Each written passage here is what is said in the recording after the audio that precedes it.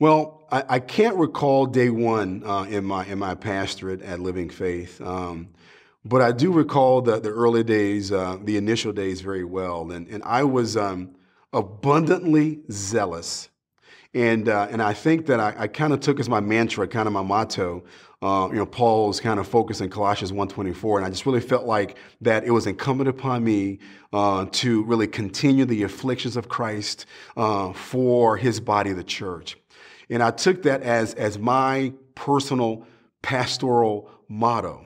And what that looked like then is that I just really just extended myself. I felt like that the more time and hours I spent with folks in one-on-one conversations, I spent untold hours at Starbucks and at Panera's and in homes talking with various folks in our church about their issues. And I do think, to be clear, that pastoring, that shepherding really entails life on life.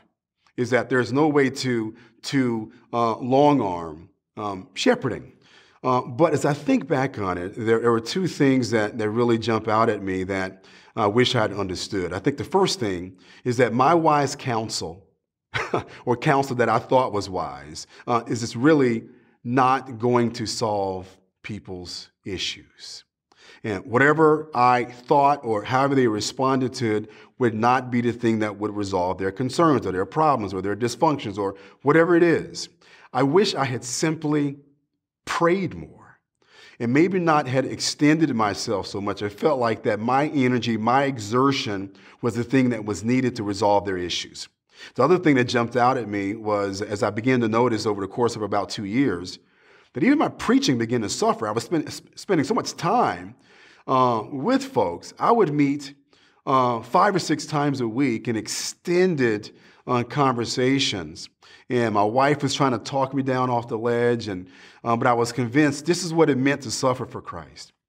And if I could talk to Daryl, to Pastor Daryl, as he was entering into that ministry, I would say, brother, just focus on the ministry of the word and prayer and ensure that your heart is aflame such that when you are ministering to God's people, that the Lord is with you, that He's in it, and not to think that you have to have the answers or the solutions to everything. So now I still extend myself to some degree.